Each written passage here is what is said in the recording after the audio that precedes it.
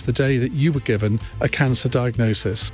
At 8 on Cross Question, Conservative MP Tim Loughton, The Sun's political correspondent Noah Hofman, Lib Dem Foreign Affairs spokesperson Layla Moran, and political commentator and podcaster Steve Richards. And at 9, a report out today talks about a mental health epidemic. Just how bad is it?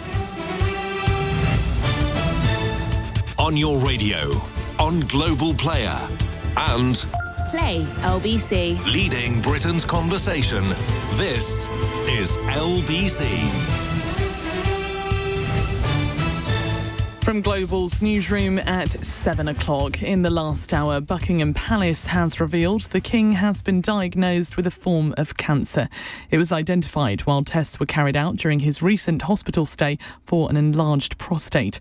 His Majesty will undergo a schedule of regular treatment, but the type of cancer has not been specified. Royal Correspondent Peter Hunt has told Tonight with Andrew Marr why the palace may have decided not to go into detail. He's definitely being open, but I think we need to be mindful of the fact that when it comes to the royals and health, they share a truth with us, but obviously because of privacy matters, never the whole truth. So what's clear from what we've been hearing in the last few minutes is we don't yet know the form of the cancer. We know it is a form of cancer, but we don't know what type, and we've heard talk of a course of regular treatment, but we don't know what treatment he is receiving. Indeed. They've clearly decided that that is in his interests. The King won't carry out public-facing duties while he's being treated, but will continue state business behind the scenes. His Majesty is said to be wholly positive about his recovery. Oncologist Professor Pat Price has told Andrew Marr it sounds like it was caught early. The information given out so far by Buckingham Palace does sound very positive. And I think the fact that some treatment has been started is all very good news. And we also know that half of all cancers, people survive 10 years. And obviously this has been caught early before he had any symptoms. So I think in a great place. The Prime Minister has wished His Majesty a full and speedy recovery. These people outside Buckingham Palace have told LBC they are concerned, though. I don't know, it's completely surprising because you've seen it in the news that he'd be okay with his treatment and it's nothing to worry about, and then to hear this news is concerning. Yeah. Also, they released it without saying what stage it was or what type of cancer it was. Very concerned because we got from Mexico because we are really huge fans of the crown and everything, so we're really concerned about that. You can hear more analysis and coverage on this story on LBC.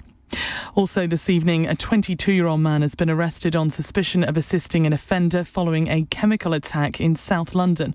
Doctors think a woman will lose the sight in one eye after she and her 2 daughters were targeted in Clapham on Wednesday.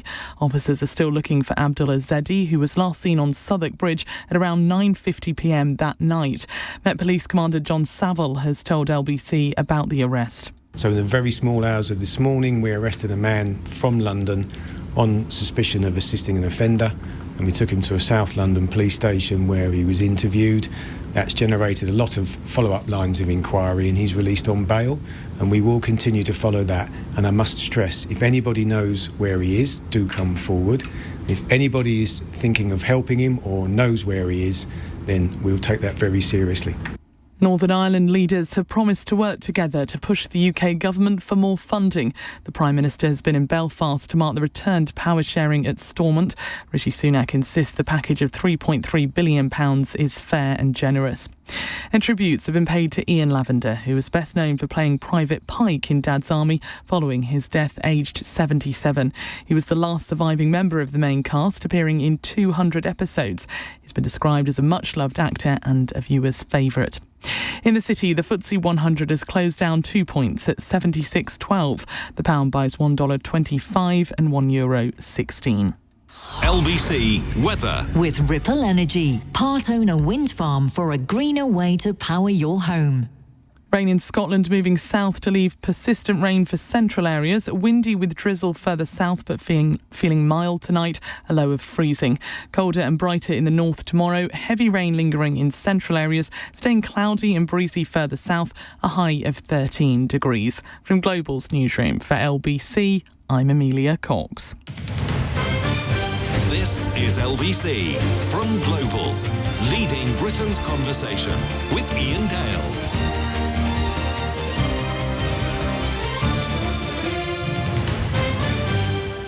Hello Hello, a very good evening. It's coming up to 7 minutes past on LBC. If you want to watch this hour, we are streaming it live, and that is because of the breaking news in the last hour that King Charles III has been diagnosed with cancer. The palace haven't said what kind of cancer it is. They have said it isn't prostate cancer because, of course, the King was in hospital for treatment for an enlarged prostate. So lots of speculation going on, some of it appropriate, some of it fairly tasteless. We're not going to indulge in the latter in this hour. We're going to talk about the health implications for the King. We're going to talk about the constitutional implications. We'll be getting some of the political reaction. And also, if you'd like to give your reaction, and possibly, I think the most helpful thing that we can do in this hour is encourage people to phone in to explain your reaction on the day that you were diagnosed with cancer, because everyone has a different reaction. I think the most common one will be of profound shock, because, of course, the King went into hospital for one operation and then came out with a very different diagnosis, although we don't know exactly what that is. Now, let me just, to kick this off, because I know there are people who are tuning in all the time who maybe haven't heard the news over the last hour. This is the statement that Buckingham Palace released at 6 o'clock on the dot. During the King's recent hospital procedure for benign prostate enlargement, a separate issue of concern was noted. Subsequent diagnostic tests have identified a form of cancer. His Majesty has today commenced a schedule of regular treatments, during which time he's been advised by doctors to postpone public-facing duties. Throughout this period, His Majesty will continue to undertake state business and official paperwork as usual. The King is grateful to his medical team for their swift intervention, which was made possible thanks to his recent hospital procedure. He remains wholly positive about his treatment and looks forward to returning to full public duty as soon as possible. His Majesty has chosen to share his diagnosis to prevent speculation and in the hope that it may assist public understanding for all those around the world who are affected by cancer. Well, let's cross live to Buckingham Palace, where we find our reporter Fraser Knight. I imagine a lot of people milling around Buckingham Palace, Fraser, are very, very shocked at the news that's emerged this evening. There has been some concern outside the gates, Ian. As you can imagine, there is always tourists walking past here. And just as that news broke at 6 o'clock, there was a group of them I saw reading the statement as it came out. Now, Buckingham Palace, of course, has said this is not prostate cancer, but it was during that treatment for his enlarged prostate where they found this other issue. And it's those diagnostic tests which have confirmed that it is a form of cancer. And some of those who are here had come specifically, they said, to see this palace because they follow the monarchy and the royal family from all across the world. You know, it's such a family that draws such a huge amount of attention. And one of those was Arabella. Now, she said she was on a day trip to London with a friend and said she was shocked as she learned the news outside the front gates. Just in shock, really. We were talking about the monarchy, just catching up. We haven't seen each other in a while, so we're having our tour of London, looking at all the things monarchy, and then we just heard he's been diagnosed. It was just completely surprising, because you've seen it in the news that he'd be okay with his treatment and there's nothing to worry about, and then to hear this news is concerning.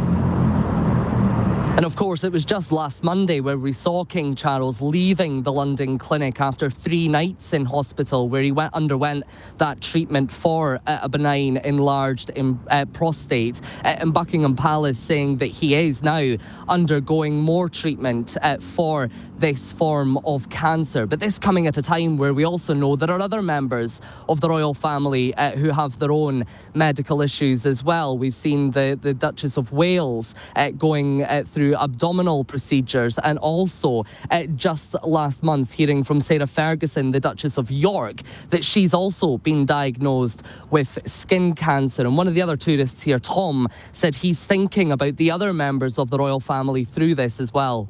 They must be going through some concerns. I give my condolences to all of the people in the royal family. It must be such a hard thing to go through. Obviously, with losing the Queen just a couple of years ago. Now, the King, of course, is stepping back from his public duties. We knew it would be a few weeks before he returned to those after his recent treatment, but now that will be extended further. And we've also heard tonight that Prince Harry has also spoken to the King about this diagnosis and is expected to return to the UK in the coming days to see his father. But no doubt some concern about this diagnosis. But Buckingham Palace saying that the King remains wholly positive about his treatment and looks forward to returning to full public duty as soon as he can. Fraser, thank you. That's Fraser Knight, LBC's reporter, live at Buckingham Palace. Well, joining me live in the studio in Millbank is Natasha Clark, LBC's political editor. And Natasha, what's the political reaction been to this news? Ian, yes, in the last few minutes, obviously, well wishes. That sounds awful to say tributes, doesn't it? Well wishes pouring in from across the political spectrum. Rishi Sunak has wished that His Majesty a full and speedy recovery. Keir Starmer has said, we look forward to seeing him back to swift health. Obviously, politicians across the spectrum saying the same things, wishing him all the best, and also praising him for speaking out very, openly about this diagnosis. And obviously, that statement from the palace saying that they wanted to open up that conversation. And indeed, many cancer charities, I think, and a prostate charity has said since the King came out to speak about his enlarged prostate issue and going into hospital for that treatment, they've had thousands of people come forward to go for checks and to look at the NHS website for more information, which is obviously what the King had hoped that would do. But yes, tonight there obviously are quite a lot of questions. We don't know what stage this cancer is at. We don't know what type it's at. And we don't know exactly the extent of what kind of work the King will be able to continue. We don't know if his weekly audiences with the Prime Minister are going to be able to continue or in what form. What I'd imagine what might happen is they might go on to Zoom or audio call, which is obviously what happened during the pandemic with Her Majesty the late Queen at the time. But there are a lot of questions on the fact that Prince Harry is flying back home quite so soon to be with his dad. Obviously, there are concerns that obviously, at a time like this, he will want to be with his family. We know obviously there has been some bad blood, obviously, between the family at times, but obviously Harry wanting to be with his dad. Does that show a sign that there is something very serious going on here? The palace obviously trying to project this image of calm. I think we're going to have to wait a little bit more for some of the details about exactly what the King's condition is to come out first. And the fact that they were so open about the enlarged prostate, and yet they're not being open about the form of cancer that he's got now. I mean, I don't know what we should read into that, but there's a bit of a dichotomy there, isn't there? Natasha, thank you. Peter Hunt is LBC's royal correspondent. He joins us on the line now. Peter, very good evening to you. Let's talk about the news that Prince Harry is flying back, because on the face of it, a lot of people will interpret that this is actually very serious, given what's been happening between those two members of the royal family over the past year or two. I'm very mindful of what you said at the start, Ian, about avoiding speculation. So I'll make sure I stick to that. I mean, I think what we can read into it is that what we can read into the statement is that the statement has been constructed to navigate that very difficult territory between the public, as in the King is head of state, Charles is head of state, and the private. He's a man who's now been given a cancer diagnosis. He's a man who's now told his siblings he has cancer, Anne, Edward and Andrew. And he's also told his children. He's told William and Harry. And of course, Harry lives away in the States, and Harry has decided on hearing that news from his dad that he wants to come and see him, having, not being in the same country and not having that ability just to pop in and drop by. So he has made that decision to come and see his dad. And as we were just hearing there, that theirs has been a difficult relationship in recent years, pretty much ever since Harry and Meghan decided to leave this country and settle and make their life in America.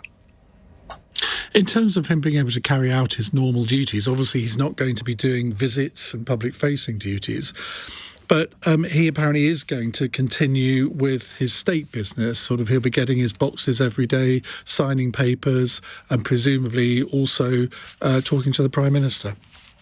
Yes, I mean, he can talk to the Prime Minister on the phone, on Zoom, or in public, in the face-to-face during his weekly audiences, if he is well enough to do that. The statement is very much about saying he will carry on doing the key bits of being king. And they're saying that in order for us not to be asking, well, does that mean someone else will have to step up and do some of his duties? They're making very clear that the sort of the key bits of the king, which are these state papers, signing documents, he will say was equally as important, that element of the royal family being seen out and about to be believed.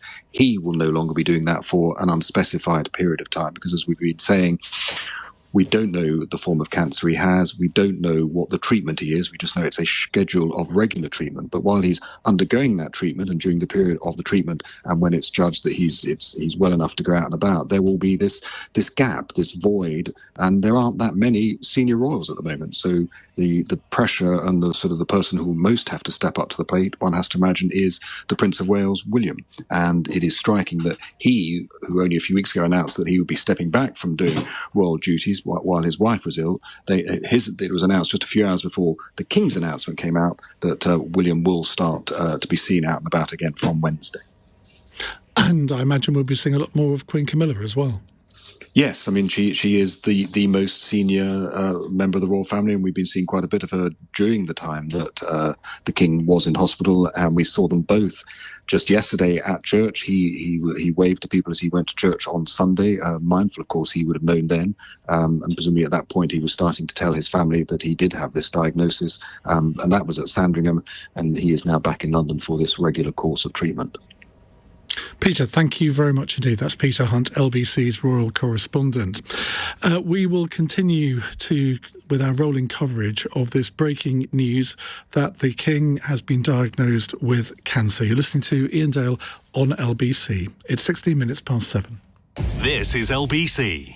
This is what award-winning customer service sounds like from real Octopus Energy calls.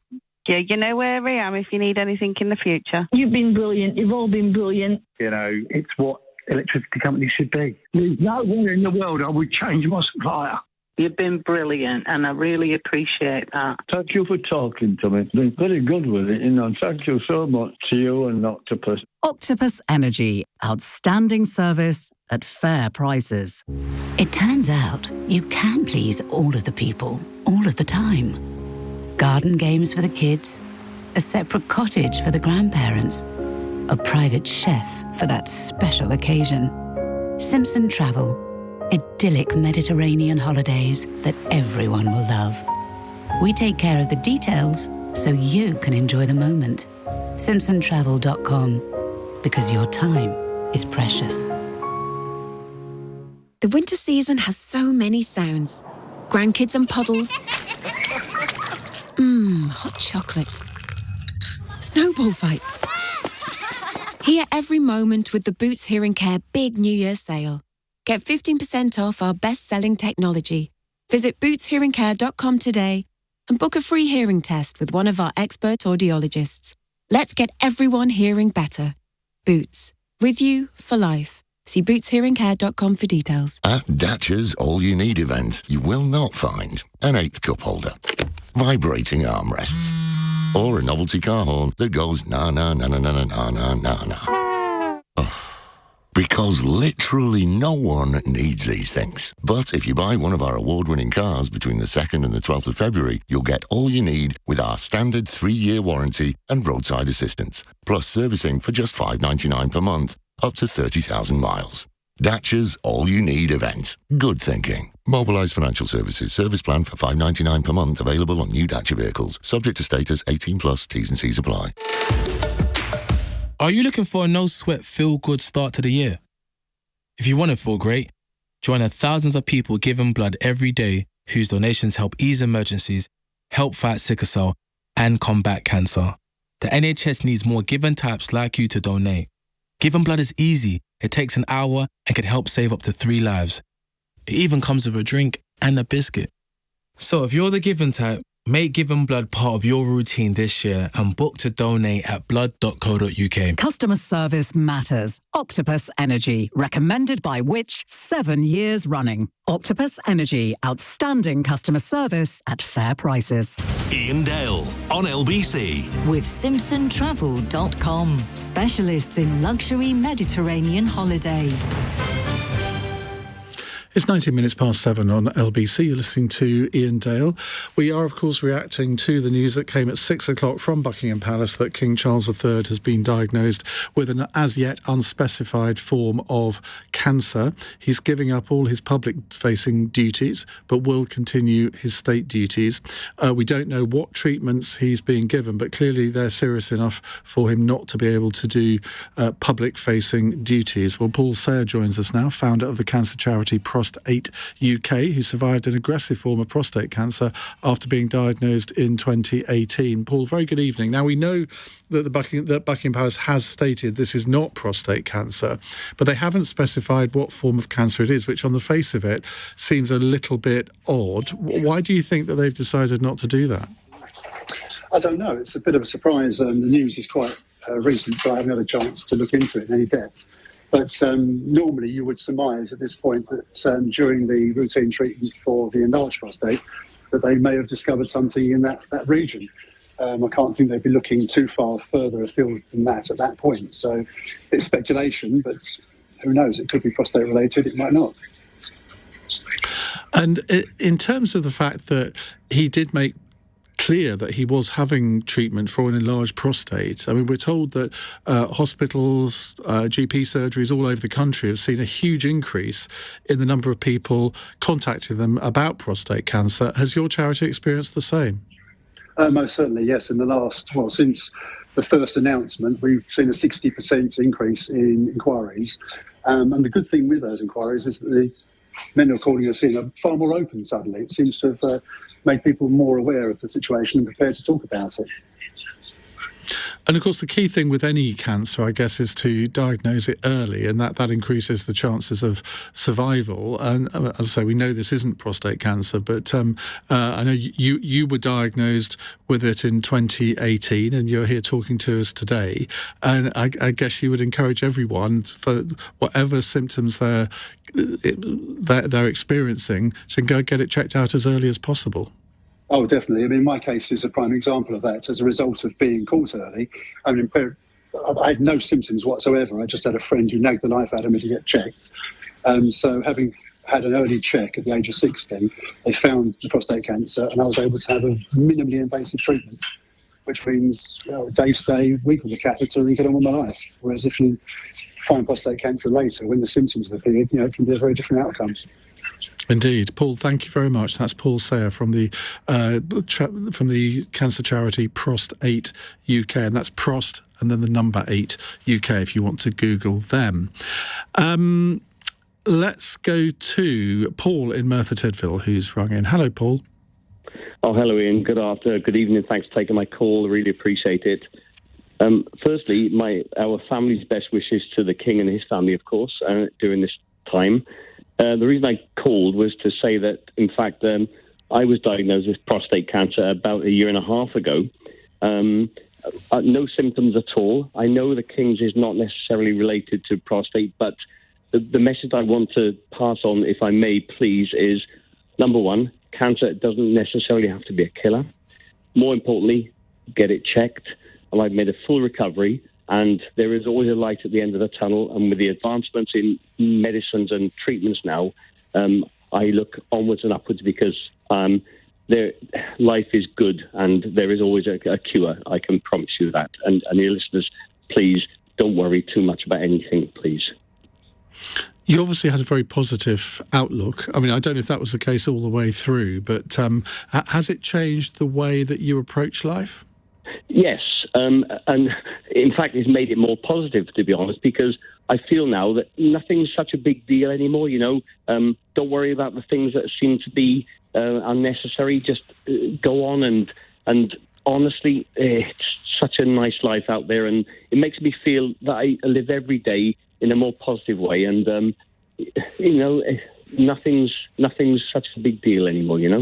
All good. That's the point. All good. And, my symptoms, as I said, were unnoticed, but I got a simple check and it happened to be, sadly, it was cancer, but I had my prostate removed, by the way. And here I am now talking to you in a very happy environment and hoping other people will also do the same thing. And honestly, it's just a night.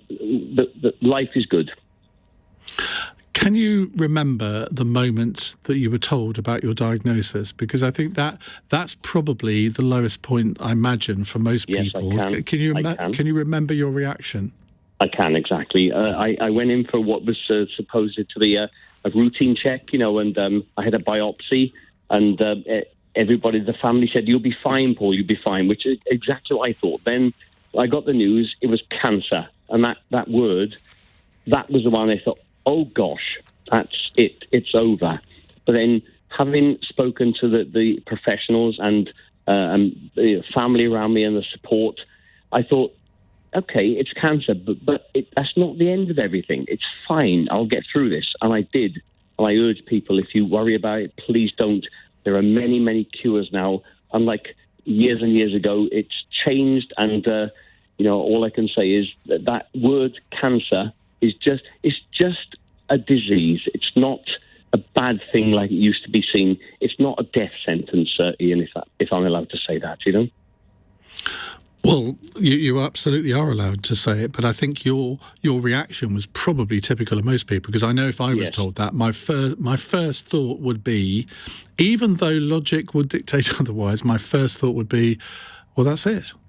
That was what I thought. Initially, I thought that, but I thought then, hang on, come on, let's go over this. And I'm a positive guy. I'm 66 this year, by the way, so I was diagnosed at 64 plus, And, all I can say is my son, I simply said to my son, you get things checked, lad. And that's the message I can pass on. Get things checked. If you think there's something wrong, get it checked, because maybe it may not be, but if there is something wrong, get it checked, get it diagnosed, and more importantly, please, if you can, get it treated and live your life to the full. And that's what I say, full stop. Life is good, 100%. Life is great.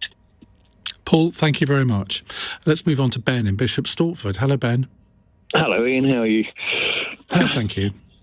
Excellent. I'm a passenger. I'm a partner in this, but just 3 days ago, my wife was diagnosed with cancer in her womb. Just hearing you raise that question of what does it feel like instantly set my mind alight and thought, well, the only way I could describe it, if you took all the pain away, it's like the hardest kick in the gentleman's regions that you could imagine, the way your body reacts. Actually, hearing the last caller's words, I've actually found very calming and sort of, quite helpful, if I'm honest with you, because we're in that grey zone. We've had a biopsy. We know that it is cancer, but we don't know the stage, the type, etc. And so that's, we're in that sort of grey zone. And I guess we're, to ask how we feel, which I have been asked quite a lot today as I've been at work, the only word I can use is scared. In a sense, not knowing how serious it is almost worse than having the full diagnosis, isn't it? Well, exactly. And we have tests coming on this week, so we are going to know hopefully by the middle of next week. But being in that early twilight zone sort of state, actually, twilight zone, that's what it feels like. Everything is normal, but it's not. It's And is your wife able to talk about it? Because I think some people who get any form of cancer diagnosis sometimes retreat into their shells and just don't want to be reminded of it, and therefore almost shut down. It's very early days for us. We've told all of our family. We have quite a large family between us, and so there's been an enormous sort of hug of arms and love wrapped around. We've been very open. We have two daughters, a teenager and a 20-something. Both of them live at home with us as well. So, we've been very open. There've been some tears, but actually the strength of us being together has been a phenomenal thing to sort of see and feel, actually. It's been quite amazing.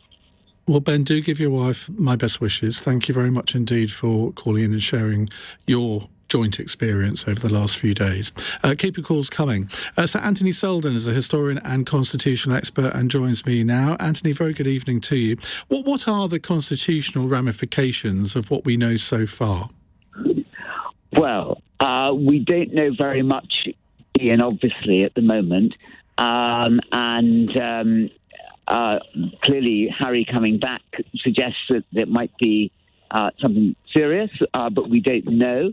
And so we have to, I think, just wait and see. But, I mean, you know, if it is serious, if he can't carry on, then there are people who will be appointed to take the fort. I mean, Queen Camilla and the Prince of Wales, and the system rallies round a monarch who is unable, through treatment or ill health, to carry on.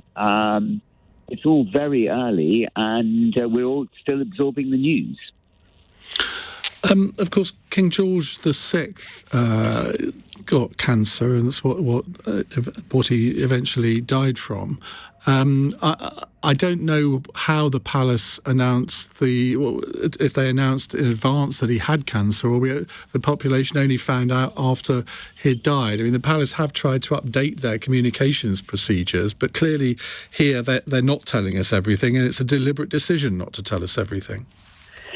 Yes. I mean, it's King George VI who died in 1952 of cancer in the beginning of the year.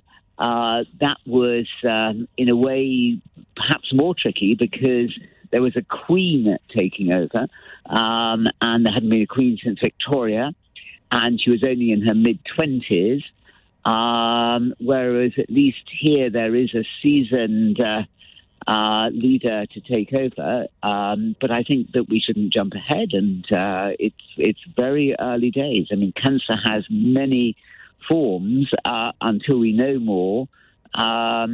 It's hard to say anything about it, but obviously the monarchy carries on. It fills in very quickly, so that continuity that's been come back all the way to 1066 and before is the case, that there are no gaps in the monarchy apart from the 11 years when Cromwell was the leader and when the king was beheaded.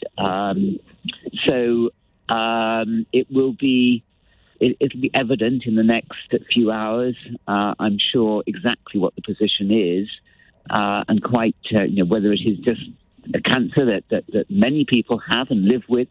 Let's hope it's that, or if it's something more serious. Now, Prince Harry and Prince Andrew, I think, were struck off the list of people who could stand in for the King in the last couple of weeks. So presumably that means that the Prince of Wales is the one that will take up a lot of the slack in terms of public engagements. Yes, I mean, absolutely. And depending how ill the King is, at the moment the determination is that he carries on with his royal duties, and that the treatment will allow him to do that. And of course, Prince William, as we all know, himself has his worries with his own wife, the Princess of Wales, being in hospital and out of action for several months, which itself is a great irregularity and a surprise. So he will have, he won't have the benefit, if he has to do that much, of having his wife by his side. And but he's a strong person, and he's been through, goodness knows, he's been through more than many people of his age have been through, losing his mother when he was a teenager and having all the responsibilities thrust on him. But we'll see. Anthony, thank you. That's Anthony Selden, the historian and constitutional expert. Do keep your calls coming. We'll get more reaction on this in the next half an hour, and also we'll be talking about what's been happening in Northern Ireland today, where the Prime Minister has been meeting the new First Minister and Deputy First Minister of Northern Ireland. It's 7:33 on LBC. You're listening to Iain Dale. Amelia Cox has the news headlines. The King has been diagnosed with a form of cancer and is undergoing regular treatment. Buckingham Palace says it was discovered during tests carried out during his recent hospital stay for an enlarged prostate. His Majesty will step away from public-facing duties but will continue to carry out state business behind the scenes. Charles is said to be wholly positive about his treatment. The Prime Minister says he wishes the King a full and speedy recovery and has no doubt he'll be back to full strength in no time. Prince Harry is reportedly travelling to the UK to see his father in the coming days. LBC weather, rain in Scotland moving south to leave persistent rain for central areas tonight. Windy with drizzle further south but feeling mild, a low of freezing. Weekdays from 7 a.m. Call me cynical. I don't believe a word of it. Straight to the point. Well, why was the promise made? Nick Ferrari at breakfast on LBC. Minister, what the hell are you thinking? Listen on your radio and Global Player, the official LBC app. The plant near the reception desk at Axel's Autocare is loving life. That's because Barclaycard covers 50% of Axel's card reader rental fees for the whole year. So he can give 100% to other parts of his business, starting with a proper watering can. What's good for small business is good for everyone. Barclaycard Payments. 50% of card reader rental fees until 31st of December 2024 and select products. Apply by 30th of April. Application approval depends on financial circumstances and borrowing history. T's and C's apply. All the big names are here. Ooh, who's that? I think she was in the movie about that really big shark. No, not her. The florist. Oh, she's automating invoices on the go so she can spend more time on that flower wall. QuickBooks could save you up to 8 hours a week so you could bring your vision to life. That's how you business differently. Intuit QuickBooks. Chicken selects. McNuggets. Chicken selects. McNuggets. Chicken selects. McNuggets. Chicken selects. McNuggets. Chicken selects. Hang on. Whether you're a McNuggets connoisseur or a Chicken Selects mega fan, come together with the McDonald's chicken combo for just $16.99. With 20 chicken McNuggets, 10 chicken selects, and 8 dips, there's something for every chicken lover. Available 10th of Jan until 28th of May on delivery options at participating restaurants only. Fees apply from 11 a.m. Price may vary, subject to availability. Emergency ambulance. Is the patient breathing? I've hit a man in my car. He's not moving. I didn't think I was going that fast. Is he awake? I don't think so. I was only going 20-ish. Okay, what's the address? Church Road by the theatre. Right, the ambulance crew are on their way. I'm so sorry. Stay calm. I need you to help him. I'm going to tell you what to do. Please. He's not going to die, is he? I was only going a bit over. Speeding injures or kills over 1,000 people in London every year. Slow down. To the Mayor of London and TfL, every journey matters. There's help for households. If you've reached state pension age and your weekly income is below £201.05 or £306.85 if you live with a partner, you could be eligible for pension credit, even if you own your home or have savings. If you're eligible, that's worth £3,900 a year on average, and you can get help with heating bills, council tax and more. Search pension credit or call 0800 99 1234. Qualifying income level may be higher in some circumstances.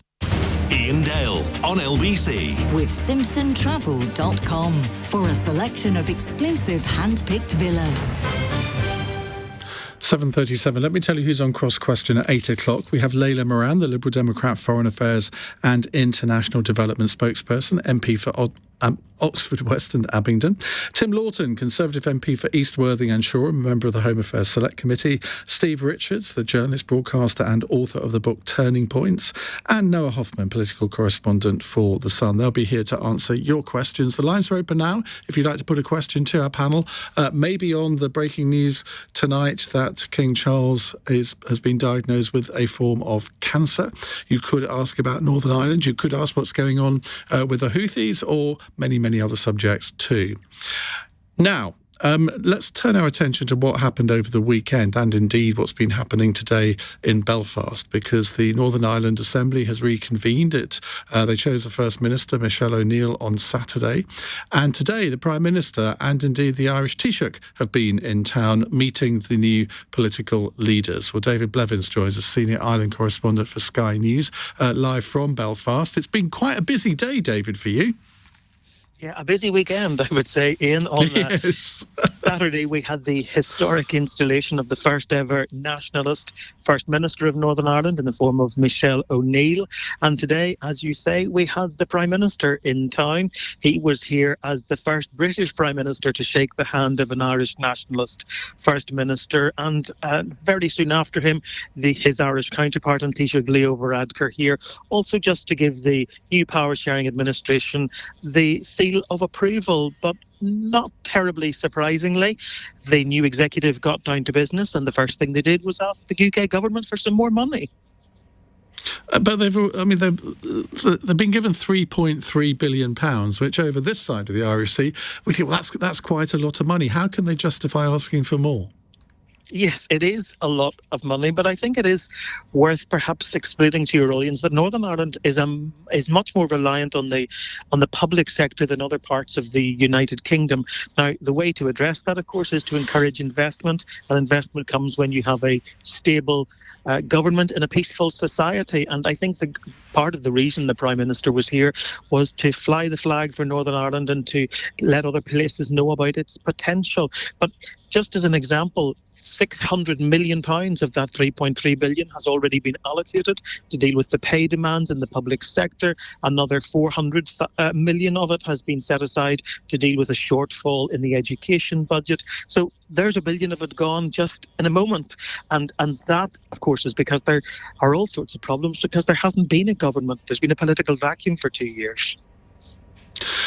Now, I guess the long-term success of the politics of Northern Ireland is going to depend in large part upon the relationship between Michelle O'Neill and her DUP counterpart, Emma Little-Pengelly. Now, it's been all smiles and nice words so far. How do you think that relationship is going to develop?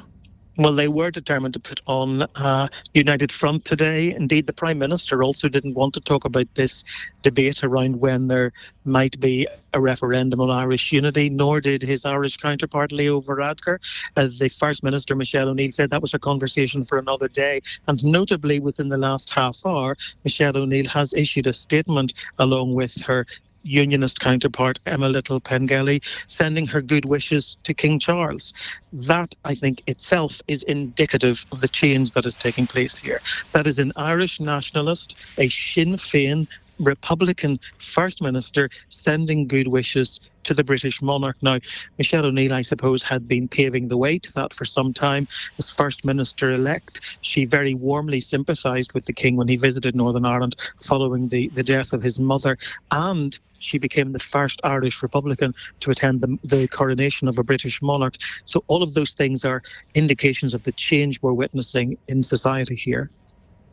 David, thank you. That's David Blevins, Senior Ireland Correspondent for Sky News, talking to us from Belfast. Let's go back to the big news this hour, and that is the diagnosis of cancer for King Charles III. We don't know which form of cancer it is. They have said that it isn't prostate cancer, because, of course, that was what he was being treated for he was being treated for an enlarged prostate in hospital just last week. Jonathan Hall is called in from Petersfield in Hampshire. Now, Jonathan is a prostate cancer survivor who's now an advisor to the EastEnders scriptwriters, telling the story of the character Alfie Moon battling prostate cancer. Jonathan, very good evening. Now, so tell us what's prompted you to ring in. I've become a sort of patient advocate. I was diagnosed with prostate cancer 3 years ago, had invasive surgery and my prostate removed. Unfortunately, it wasn't quite successful enough, and I had to go back in for radiotherapy to sort of try and kill off the last vestiges of it. During that time, in fact, from the day I was diagnosed with prostate cancer, I've been active on social media talking about my whole journey, and it's been picked up since then by various outlets, press and media, because I believe that to be able to discuss this and talk about it, to get people to get tested, is absolutely vital.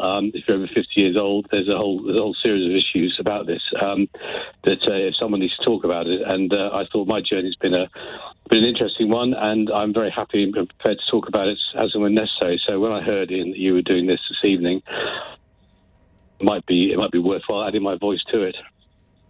Well, indeed, and thank you for calling in. Tell me, when you got your diagnosis, I mean, what was your reaction? Because we were talking to a caller earlier on who said, well, he just thought that was it, that he would die. And I suspect that's very typical. It is atypical. However, when I was diagnosed, I had no idea what they were talking about. I'd had a blood test, just a sort of a routine blood test when you sort of hit your late 50s. And they phoned me up and said, we need to talk to you. This is the beginning of during COVID, and said, your PSA level's high. And my immediate assumption was, well, that's a good thing, isn't it? Because I'm of a generation where Tall and Dean's got 5.9 is obviously good. So a score of 7.5 must be brilliant. It turned out that was just a very good indicator of the fact that something was not too right. So I had to go into hospital to have further examinations to unfortunately find that I was actually had prostate cancer, and they had to do something about it.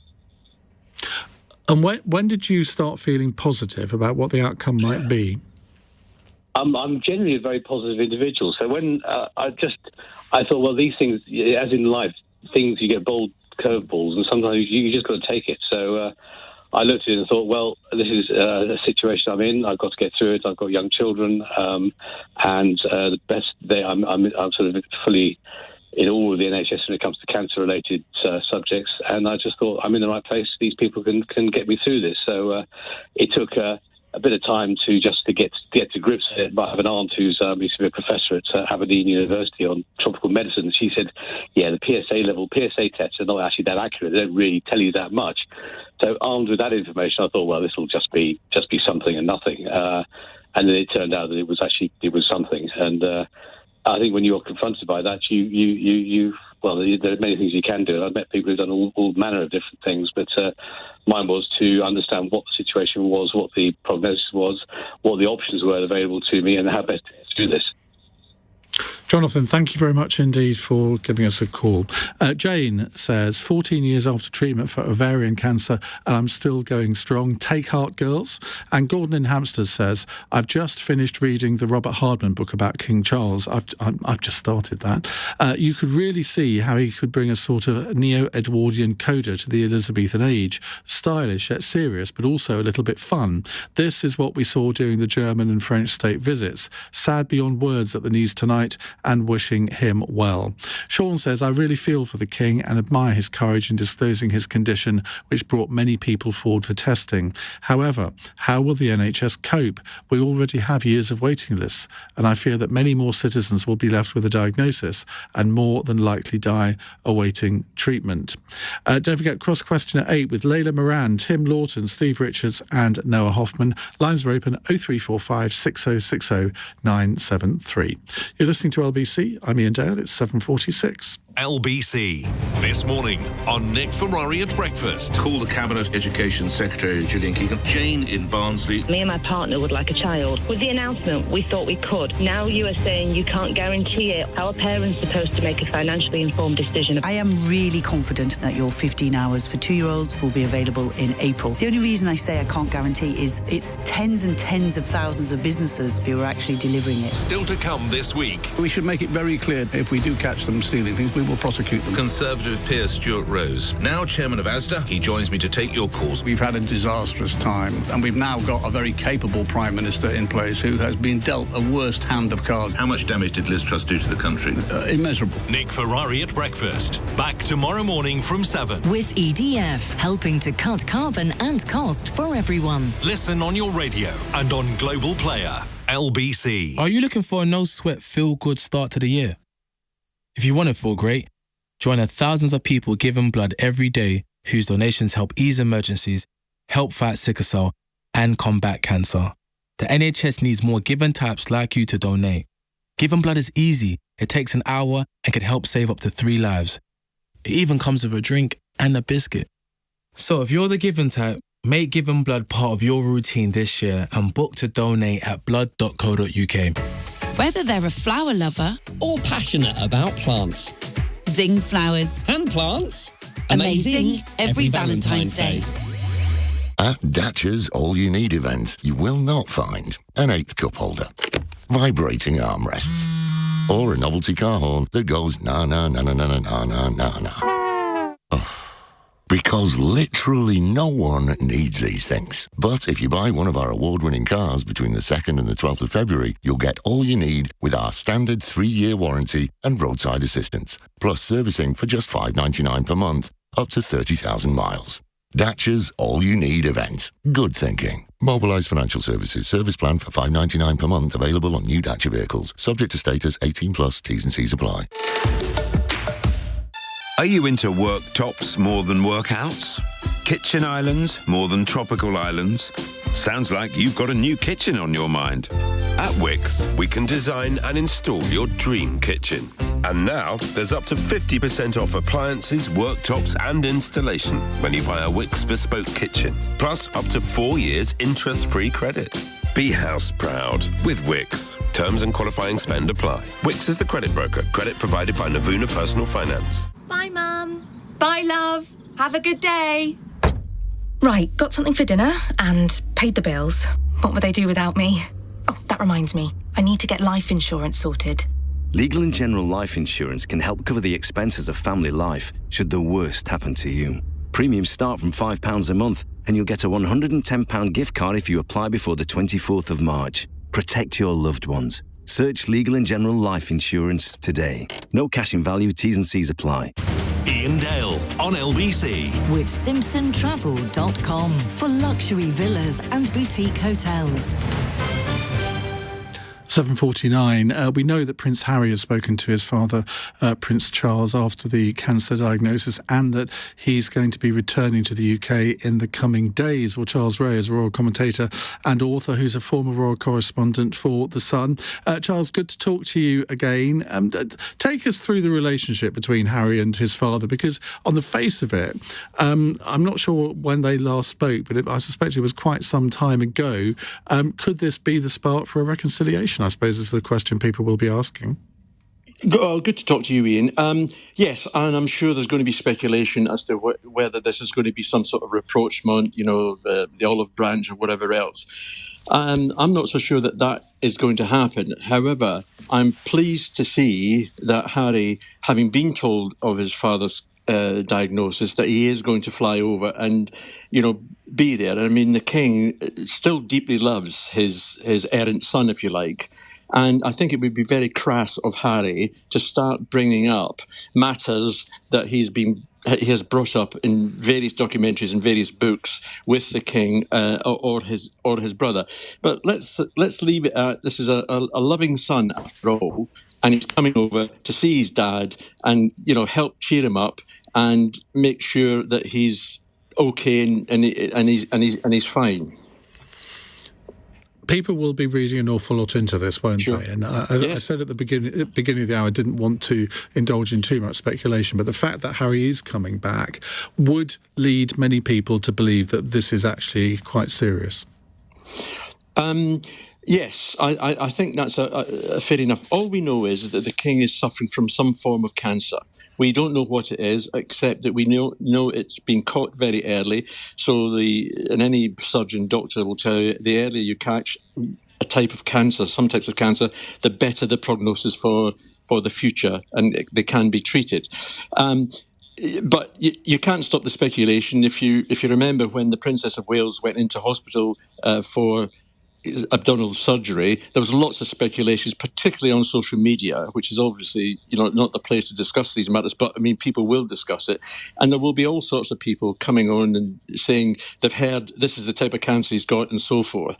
I mean, I think the King has been quite open about his medical conditions over the last couple of weeks, and we have to remember as well, just like you and I and the listeners, medical matters are your own private domain. You don't have to tell anybody anything at all, and it's wrong for anyone else to get hold of those documents, get hold of those records and publish them in some form. So it's going to be down to Buckingham Palace, who will be in control of this at the moment, and the King, of course, he will decide how much more we, the public, and his family need to know, although I suspect his family have been given the whole diagnosis.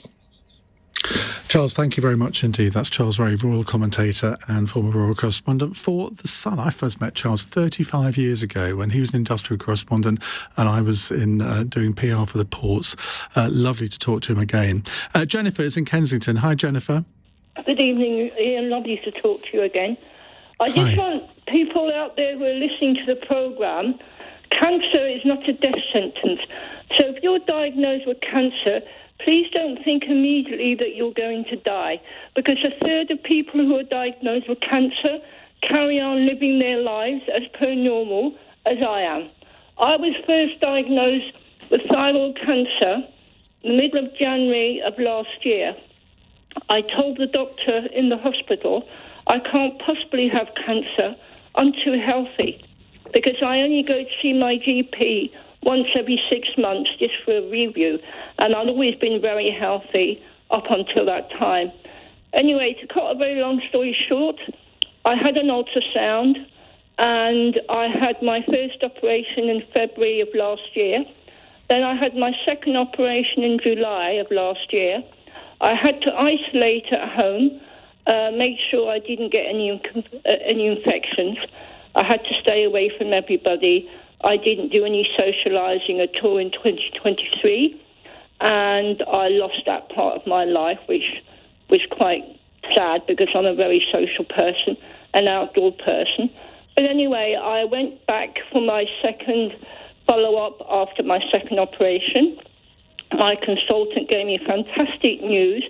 He said I didn't need to have any sort of therapy, that the cancer had been taken all out. I had the second operation, I had all my thyroids out because I actually had thyroid cancer, and that's not a life-death type of cancer, but it can be serious in certain people, and it can happen at any age. It can happen to men as well as women.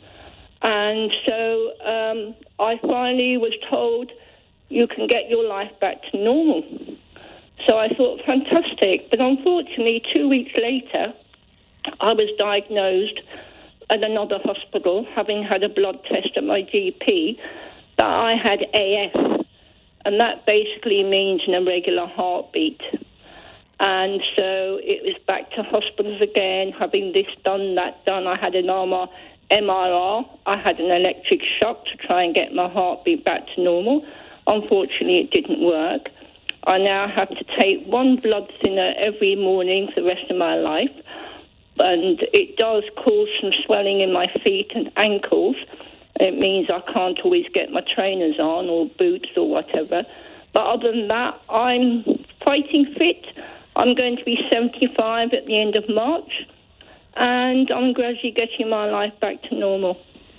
Well, you're a prime example of somebody who's looked on the bright side. I'm sure there were some dark times, but you sound incredibly positive, Jennifer, and thank you very much for ringing in.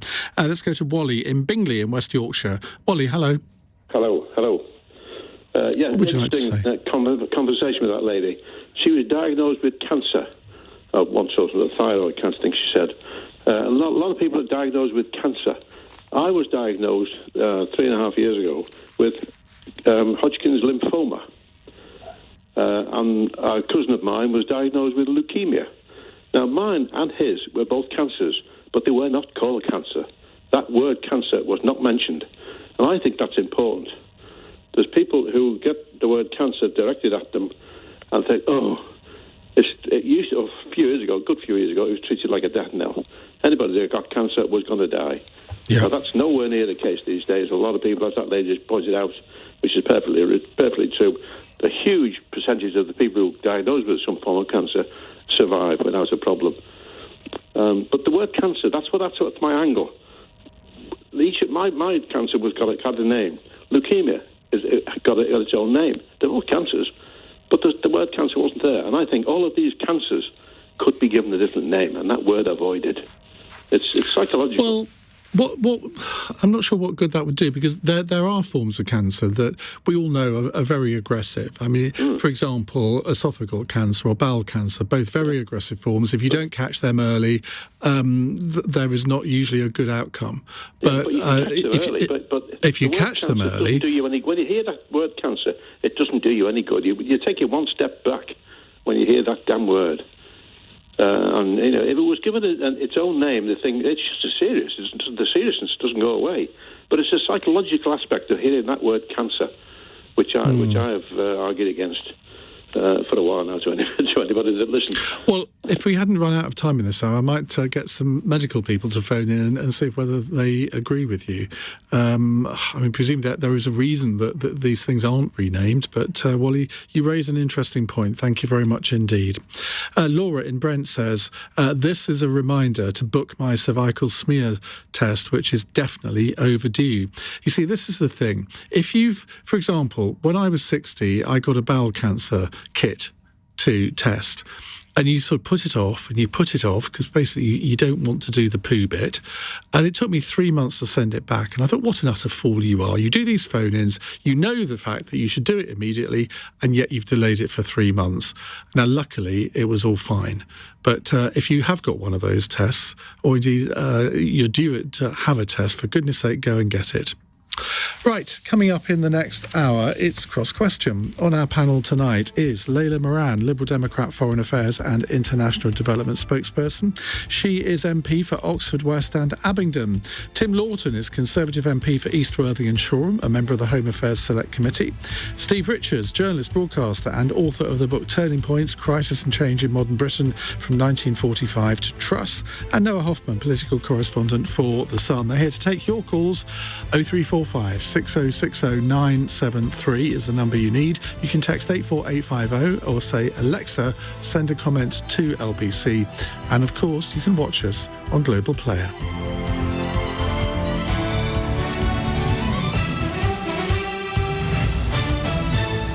On your radio, on Global Player, and Play LBC. leading Britain's conversation. This is LBC.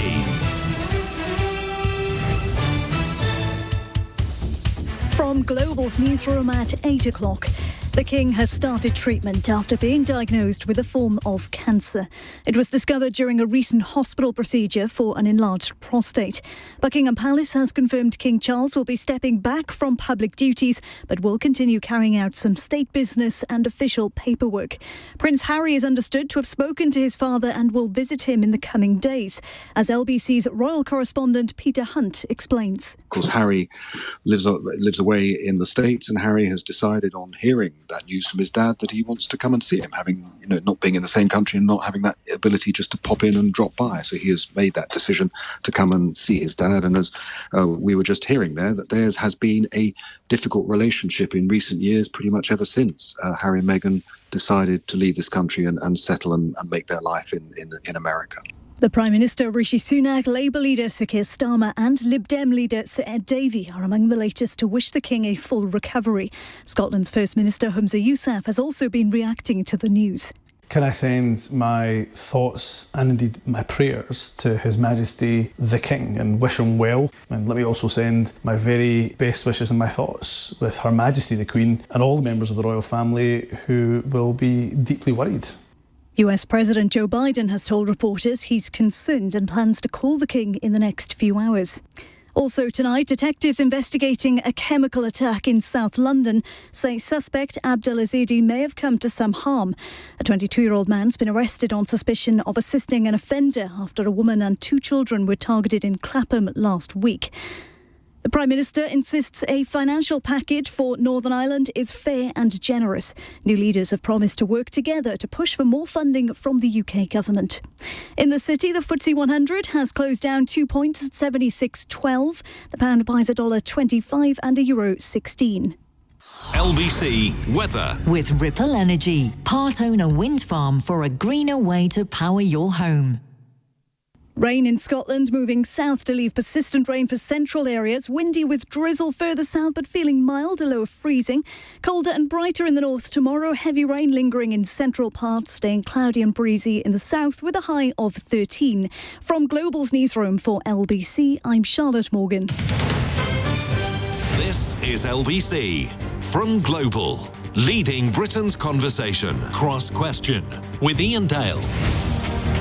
Hello, a very good evening. It's 8:02. Welcome to Monday's Cross Question. Let me introduce my panel. On my right is Noah Hofman, political correspondent for The Sun. To her right, Steve Richards, journalist, broadcaster and author of the excellent book Turning Points, Crisis and Change in Modern Britain from 1945 to Truss.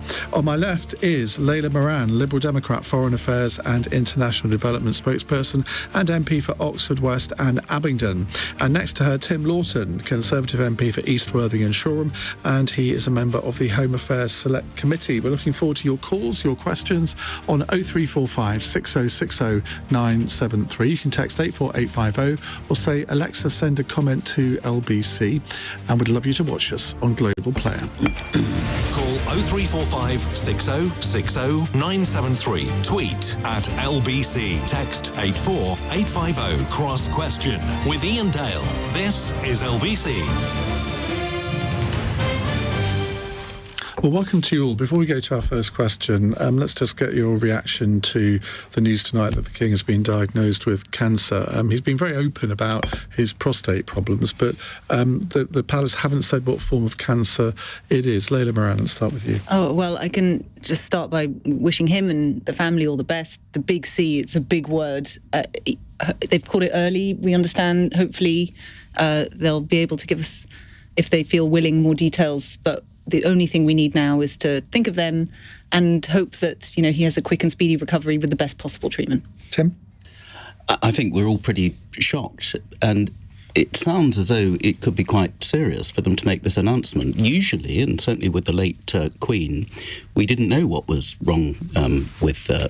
To be open about it sounds as though it's been taken very seriously, and it sounds as though it's been detected by chance because he was going in for the prostate examination, and he was exceedingly open and transparent about that, for which I think everybody thinks, wow. Absolutely. Because the number of people who then thought, I better go and get my prostate checked has done a lot of good for raising the profile, and I think everybody will appreciate what he's going through, the tough time the royal family generally are going through at the moment due to illness. So we all wish him a speedy recovery. Noah Hofman, I imagine your front page has undergone a few changes over the last couple of hours. Absolutely. I think a lot of front pages will have been ripped up and redone, and I echo the sentiments of Layla and Tim, who put it in fantastically. It's obviously very sad news, but I do think that the fact that it's public, if we're going to get some good out of a very sad situation, perhaps if one extra person even decides to go to the NHS to get a checkup, that is some good that we can take out of a sad situation. We had a lady just a few moments ago saying, I'm going to get my cervical smear test today as a result of this. Steve? Yeah, and the transparency, it seems to me, is part of a very intelligent approach he has taken to this complex role.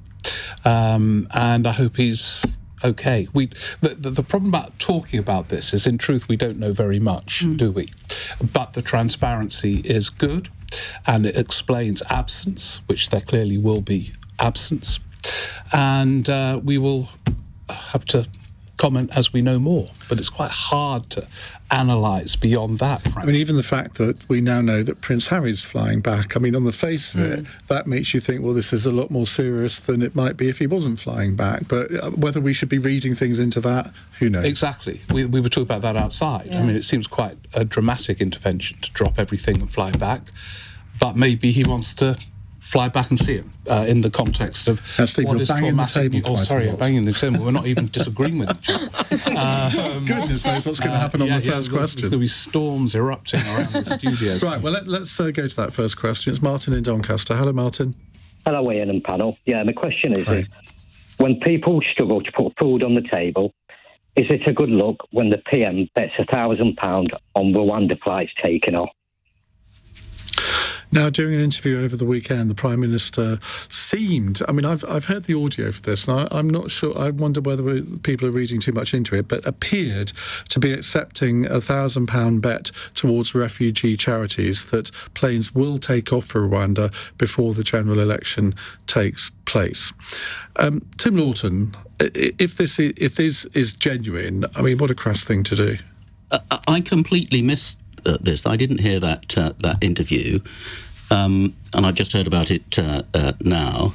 It sounds a completely throwaway comment. I don't think it was a serious bet intended. We used to be a phrase when I used to work, I bet you a pound to a jam tart that something will happen. So I don't think he ever intended this to be a serious bet. Whether it was £1, £1,000, a jam tart or whatever is... I really think we're overthinking this. I mean, everything the Prime Minister or ministers or others say these days are just so over-analysed. So he was perhaps overemphasising for effect his confidence in the government's Rwanda policy. Let's leave it at that. Steve, have you heard this clip? Yeah, I watched the interview, and the Rwanda policy is a disastrous mess. I think Rishi Sunak knows that himself. He tried to express that view when he was Chancellor and Johnson was trying to do it. However, I've watched this thing, and it is naivety, not anything sinister. If he was 20 points ahead in the polls, no one would be making anything of it. It's when you are behind, this is what happens. Things get over into... I can see exactly what he was thinking in his mind. It was a kind of trick question. If he refused to do the bet, people will say Sunak's got no confidence in his policy. So he does shake hands with Morgan as if they were doing a bet. It lasts about a second. He looks awkward because he hasn't quite thought through what he should be doing. So he's naive, and the Tories should be worried about that with an election coming up. But it wasn't a kind of reckless act of malevolence where two very rich people were having a laugh. The policy is wrong. The policy probably will not be implemented with any effectiveness ever. But on this, I feel a bit sorry for him. It's because he's behind in the polls that people see the worst in him and everything he does. Layla. Well, I agree that the plan's not going to work. That's why I voted against it at every possible opportunity. We do want to find a way to stop the people smugglers. We do want to find a way to get through the backlog so that those criminals are deported as quickly as possible. And I hate how it's sort of spun that somehow we're on different sides on those issues, because we're not. Anyone would be on the side of the rule of law. We don't want people who shouldn't be here to be here. But at the same time, I am looking at a policy like this and the impact it's going to have on my constituents, because it will, because there is a detention centre called Campsfield House that is going to be reopened, having been closed, by the way, in 2018, reopened to the tune of something like £400 million to house 200 people who may or may not be going on these flights that may or may not ever take off. And I think to myself, forget the grand. What could £400 million do better? OK, but that wasn't quite the question. The question was about how it looks for the Prime Minister to engage in a £1,000 bet. No one has a grand. I don't. Cost of living just sat there to make a bet. I've got a grand that I'm saving to put towards things that really matter. That jacket must have cost at least a grand. Oh, thanks, darling. No, it was second hand, actually. Anyway, look, I think it is a bit crass, yeah. But, I mean, the betting on... It's just... I didn't see the clip. I heard about it. I'm not a betting person, so I don't do that sort of thing. But if I do bet, it's like a fiver. To bet a grand on something, a grand's a lot of money. Even to people who earn a fair amount, like us, 80-something grand a year, a grand's a lot, let alone for an ordinary person. No. So I agree with Steve. I don't think there was any sort of malicious intent behind it. I don't think Rishi Sunak meant to sort of downplay the impact that the cost of living crisis is having on so many people. But the Prime Minister does have an issue with optics. This isn't the first time that he's been in an interview where he's had a slip up. And I think as we get closer and closer to a general election, these are all just very easy gaffes that Labour can use, and that if you just look on the face of it, if you don't watch the full clip, it doesn't look good. And so I think he just generally needs to be more careful and sort of, all these slip-ups, and I really don't think that, again, he meant to sort of play around with money and compare it in that way. This is all ammunition that Labour understandably are going to use, and he needs to be more careful. And this all just adds into this image that so many people have in their minds that he's just so out of touch. I think the most interesting thing is that most other Prime Ministers, you think, well, how would they have handled it?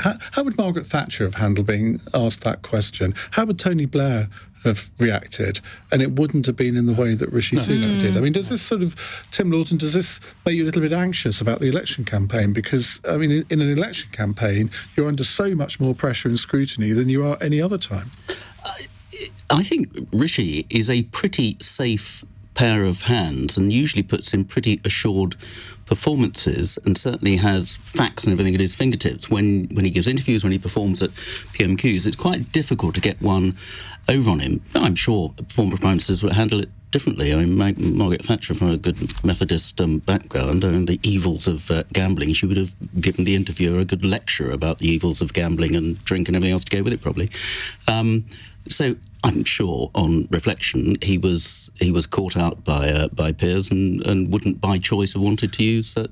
What is bizarre is that he goes on a programme that has about 20,000 viewers with an interviewer that is renowned for this kind of questioning. I don't know what they were thinking of putting him on it, but anyway. And we're giving it more publicity by talking about it rather than the people who actually saw it live. His YouTube channel is very successful, to be fair. The whole interview lasted an hour. He gave an hour to Piers Morgan. This was at the very end. On the whole, it was quite a soft interview, but this was a trick question. But you're absolutely right. Prime ministers with more experience, and he rose to the top too quickly without learning these arts, would have run a mile from being filmed shaking hands on a bed, especially for £1,000. But that's what he did. But as I say, I think it was kind of naivety, and I could see him trying to think, how do I handle this? And he missed out. Are you confident? He can't win. He can't win. He's going to be doing GB News and taking all comers from callers. So if he doesn't do it, say you're frit and you're hiding from the public and you're out of touch. He does do it, and is going to be doing it with, Joe Public calling in. I remember when he was Chancellor, he did an hour-long phone-in on Budget Day, which a Chancellor had never done with me. And a Chancellor had never done that before. And you think, well, that's quite a brave thing to do. I don't think I asked him a trick question. I think I gave him a hoodie at the end of it, Capital Radio hoodie. I'm sure he wears it all the time. Well, I have seen him in it. Did that cost £1,000 as well? It certainly did not. It cost me a penny. Are you confident the planes will be leaving before the election for Rwanda? I think that the chances are they will. And it's really important, and it's all very well for Layla to say, we all agree we've got to do something about this, but you've got to have a practical solution. There is a major question here, and I'm on the Home Affairs Select Committee, so we've spent a lot of time on the beaches in France and Belgium and talking to everybody over the other side. You have got to be able to answer the question, what do you do about people who come across in small boats who have absolutely no credible claim for asylum in the UK? That wasn't my question, though. My question was, are you confident the planes will take off? Because it's an essential part of that jigsaw for those people who you cannot return to their home country because they physically will not be allowed off the plane. Iran, Eritrea, now Afghanistan. What do you do with those people? You've got to deter them from coming in the first place. And we know from the reaction when we announced the policy, we were told by the French that there was a surge in people in Calais approaching the French authorities to try and regularise their position in France because they didn't want to risk being put on a plane to Rwanda. So that deterrent effect is there once it starts happening, and of course it hasn't happened yet. OK, Sam is not very happy with us. He says, Iain, it is shocking, I say, that you and your panel are having a good laugh at the £1,000 bet on people's misery. You should be ashamed. Well, on behalf of my panel, we do apologise for having a sense of humour. We can assure you it won't happen again during the rest of the programme. Also, to be honest, if we just say we're not having a laugh. No, quite. We've largely agreed, Tim perhaps the exception, that he made a mistake and a revealing one. But I watched it and I could see him falling into a trap, which happens sometimes in the media. But that's not to negate the kind of wider implications of the question. But on the other hand, Nick from Rubery says, I don't want to ask a question. I enjoy cross-question. Well, so do I. Let's hope that not everyone takes that attitude, though, Nick, because if no one asks a question, we'll be sitting here like goldfish. It's 16 minutes past 8. LBC. We've all been there. MOT's coming up, your car's making a noise or two. And you think if you just turn your music up just a little louder each time, you'll be fine. But that's not you, is it? You know you can get your car in check with parts that will fit right. All you need to do is enter your reg on eBay. Find brake lights, filters, windscreen wipers and more, and get your car MOT ready. Find the right part at the right price with eBay. Romantic retreats, luxury beachfront hotels, expansive family villas with sensational sea views. Not lots of, just the very best of. Simpson Travel, the magical destinations you love, the personal service you expect. We visit every one of our properties so we can handpick the perfect holiday for you. SimpsonTravel.com, because your time is precious. Did you know that it takes just 30 seconds to get a quote from We Buy Any Car? And it took me just 3 seconds to tell you that. So, what am I meant to do now? Any ideas? Oh, I know. Just sold my car to We Buy Any Car. To find out how much your car's worth in 30 seconds, enter your reg number now at WeBuyAnyCar.com. Admin fee may apply. For more information, visit WeBuyAnyCar.com/info. There's help for households. If you've reached state pension age and your weekly income is below £201.05 or £306.85 if you live with a partner, you could be eligible for pension credit, even if you own your home or have savings. If you're eligible, that's worth £3,900 a year on average, and you can get help with heating bills, council tax and more. Search pension credit or call 0800 99 1234. Qualifying income level may be higher in some circumstances. Sounds like someone's lowered prices with their Tesco Club Card. Like a 9-pack of Kit Kats, now just £1.50, down from £2. With Tesco Club Card, everyone can feel to lower prices. Tesco, every little helps. Majority of larger stores ends 27th of February. Club Card or app required. Someone in the UK has got that Euro Millions feeling because they have won an incredible £61 million. I reckon they've had a bit of a dance. All around the house, then out the door, down the path and into the street. For all we know, they're probably still dancing. Go on, guys. Get that Euro Millions feeling. Euro Millions from the National Lottery. Rules and procedures apply. Players must be 18 or over. Cross Question on LBC. With SimpsonTravel.com for hand-picked villas and boutique hotels. With us on the panel, Layla Moran for the Liberal Democrats, Tim Loughton from the Conservatives, Steve Richards, journalist, broadcaster and author, and Noah Hofman, political correspondent for The Sun. Let's go to a text question from Andrea in Cottingham. Should the sale of corrosive substances to the general public be restricted? I have a degree in chemistry and I'm horrified by what the public can freely buy without any requirement for a licence or permit, let alone training. There are products for sale in well-known DIY stores which in a work setting I would only be allowed to use in a fume hood with a lot of PPE and with a safety shower in the room. Now, just as a bit of background to this, police are still searching for a chemical attack suspect, Abdul Azadi. They say the woman who was attacked in Clapham last Wednesday may lose the sight in her right eye. Tim Loughton. I remember looking at this many years ago when there was a big spate of Muslim honour attacks, or whatever they call them, using acids. And it hadn't really been a thing before in this country. And actually, under the radar, these acid attacks, alkali, corrosive materials, has been slowly going up and up without a lot of people noticing. We're all obsessed with knife crime, horrific, and shootings. But this is a particularly nasty form of attack on somebody. And as I say, there's been a big increase in recent years. Now, the trouble is that you can use some fairly everyday household substances, and if you put in checks at the local hardware store or whatever, or the supermarket, bleach and derivatives of that can be used, might be an effective way, but you can get everything over the internet. So a lot of these things are being ordered, stronger versions are being ordered over the internet. So it's really difficult to police unless we're all going to give up our cleaning materials and all sorts of other things which we rely on a day-to-day basis. And it doesn't take much for somebody to turn a bottle of bleach or whatever it is from a supermarket into a killer weapon. We don't know whether this chap did the same or adapted something. I don't know, but it's a really difficult one. So essentially, we shouldn't overreact because of one horrific incident. That's kind of your message.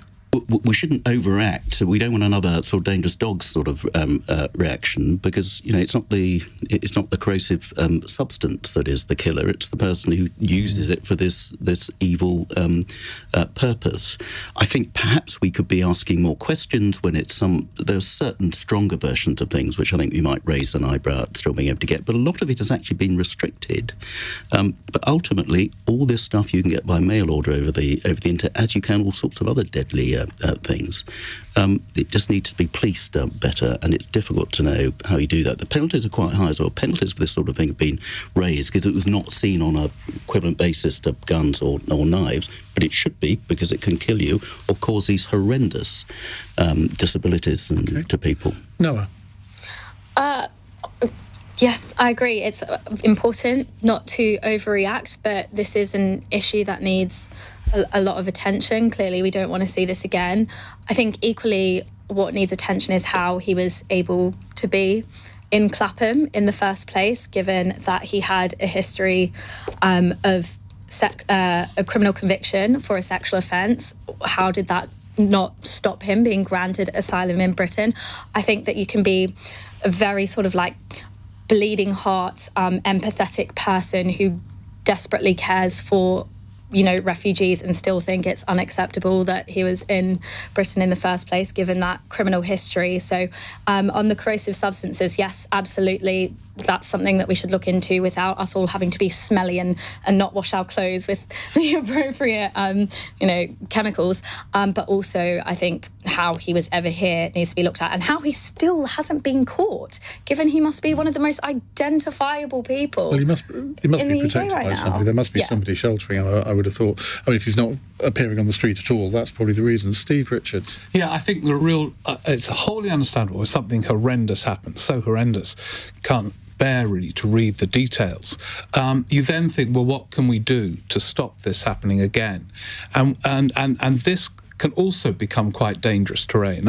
It's interesting what Tim said, that on the night it happened, people were saying to me, you could do this with stuff you've probably got in your house now.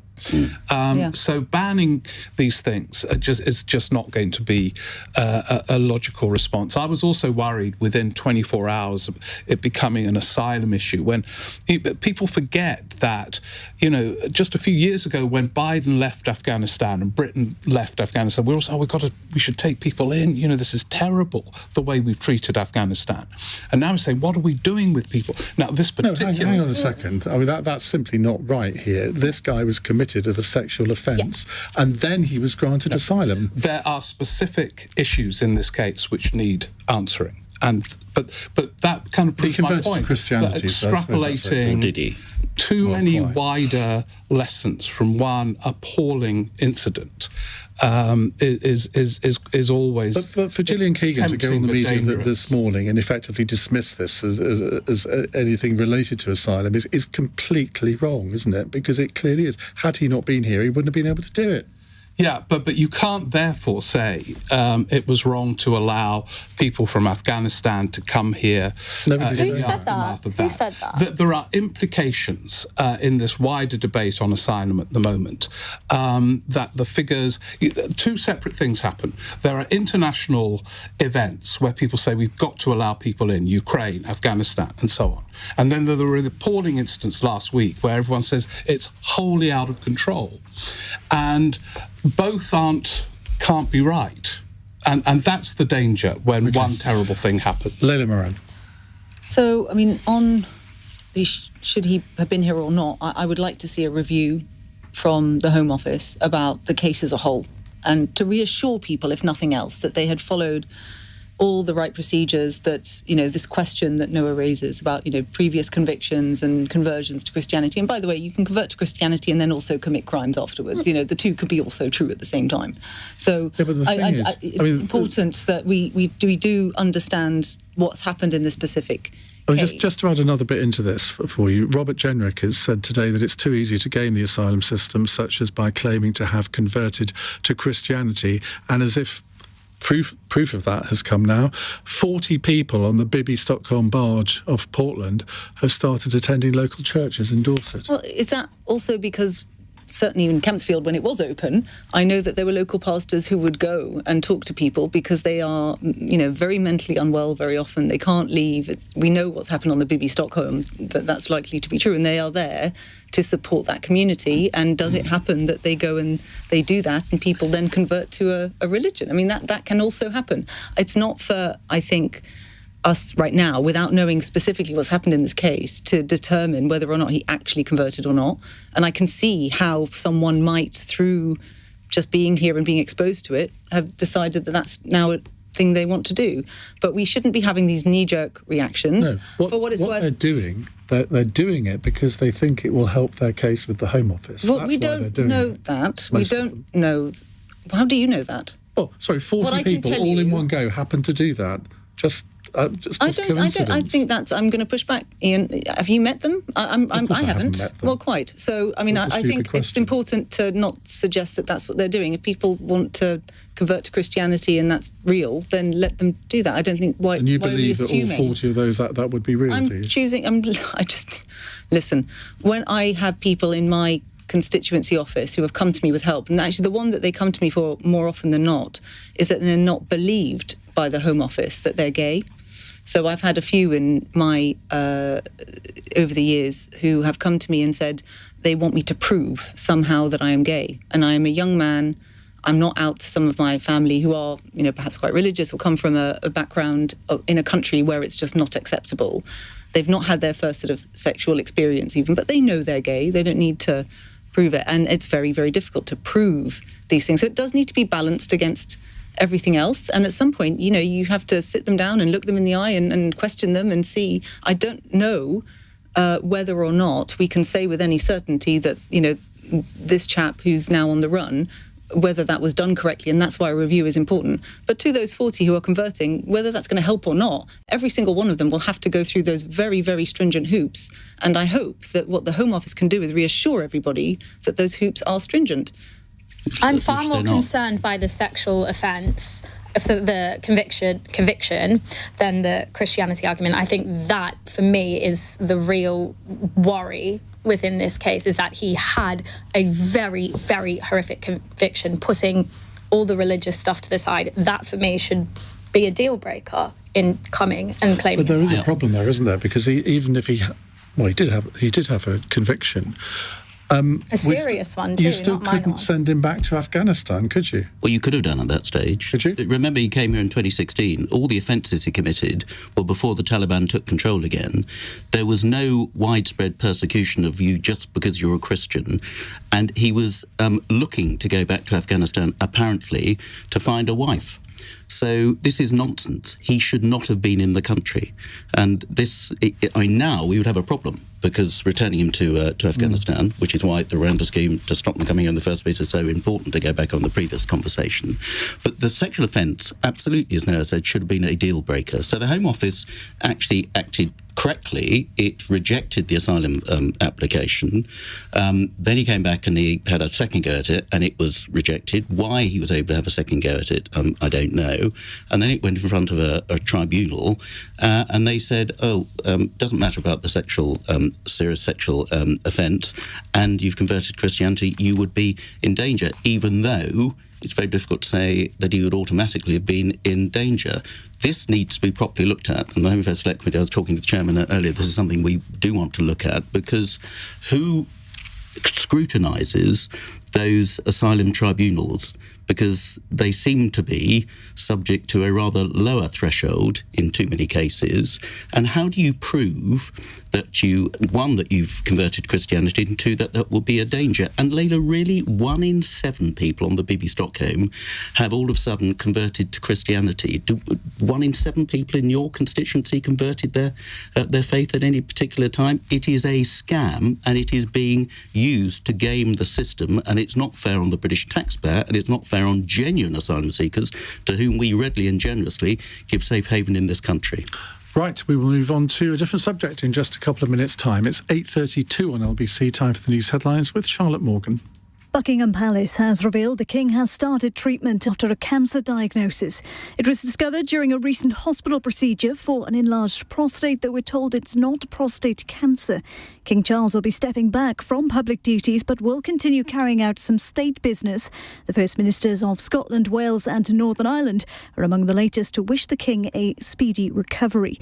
Also tonight, we're told a woman who was attacked with a corrosive liquid in South London may lose the sight in her right eye. Police are still searching for suspect Abdullah Zaidi after the 31-year-old woman and her two daughters, aged 3 and 8, were hurt in Clapham last week. LBC weather, rain moving south across Scotland and also affecting Northern Ireland and northern parts of England. Milder and windy in the south with patchy drizzle and a low of freezing. LBC. How likely is she to, have another heart attack? Can I still go to the gym after heart surgery? Is my mum still my mum if she has a new heart? When it comes to heart health, no question is too big or small. That's why British Heart Foundation have dedicated cardiac nurses you can speak to by phone, email or online chat.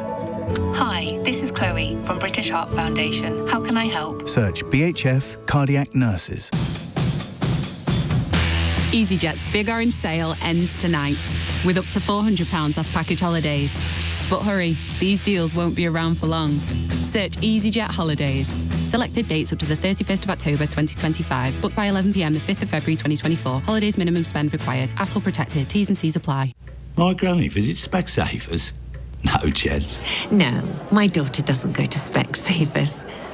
You're having a laugh. My sister goes to Specsavers. Specsavers? For my mum, it's out of the question. Dad? Oh, he hasn't been to Specsavers in years. If your loved ones can't make it into a Specsavers store, it's easy to arrange home visits. Our opticians are caring and highly trained. To find out if your loved ones are eligible, visit our website. At Kia, we're switching on the Kia Power On event, showcasing our award-winning electrified range, featuring our new electric 7-seater Kia EV9 with a range of up to 349 miles, and our stylish hybrid SUV, the Kia Sportage. Get 2 years free servicing when you order by the 29th of February. Ready to switch to an electrified SUV? Search the Kia Power On event. Take the lead. Drive electrified. Kia. Movement that inspires. T's and C's apply. Free servicing offer available until 29th of February. Range based on test conditions and may vary. Do you like the sound of work that has plenty of giggles? Where you'll build lifelong skills, as well as wobbly towers? Where you'll feel part of a team, or even have the chance to lead one? Where every little thing you do makes a big difference. You did it! Do something big. Work with small children. Search early years careers to find out more. Cross Question on LBC. With SimpsonTravel.com for luxury villas and boutique hotels. Layla, Moran, Tim Loughton, Steve Richards and Noah Hofman with us answering your questions. The number to call 0345 6060 973. And that's exactly what Kevin in Basingstoke has done. Hi, Kevin. Hello again. Go ahead. We have a declining birth rate, ageing expensive population, increasing retirement age, demonisation of foreign workers. Isn't this proof we need foreign workers?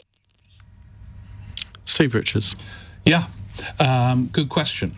One of the major problems, and it's very interesting wherever you hear business leaders talking about the economic challenges of this country, labour shortages are right at the top. And we know this when you go to a restaurant or a bar or try and get a hospital appointment. Labour shortages are a huge problem. And one of the factors, unquestionably, has been the end of free movement after Brexit. There have been other factors, like people stopping early following the COVID pandemic and so on. But I think of all the many challenges facing Britain, and this is why Labour's proposition that they're going to secure the NHS by giving jobs to British workers and so on. We have to train everyone for years and years, and there's an urgent, immediate labour shortage crisis. It's a very odd sort of economic situation at the moment. It's quite gloomy, but employment's relatively high, and there are all these vacancies. So it's a good question, and my answer is yes. Okay. Layla. Bluntly, we need people to do the jobs in the NHS, in social care, and actually we are filling a number of those jobs with immigration, hence the high numbers that we've seen and that caused such a furore just a couple of months ago. It's happening already. And I understand from, Bank of England and OBR forecasts, they don't make a comment on immigration, nor should they. They say it's a political issue.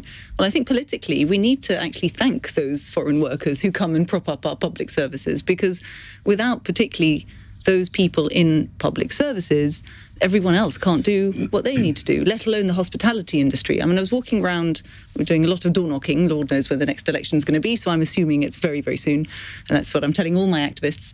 And I can't help but notice how many pubs aren't opening, or are opening but only on certain hours on certain days. And the reason why that's happening is because in the hospitality industry in particular, it's very, very hard to come by chefs, wait staff, and we were reliant on those Isn't it also before. partly the fact that we aren't going out as much as we used to following A bit, the but when I pandemic? speak to the publicans, they tell me it's more about staff than people. They think if they could open, the main factor is that they literally cannot find chefs. And that's the number one reason. So, I mean, when people say, and I'm going to ask a question of myself, what's your number, And the thing is, it depends on the economy.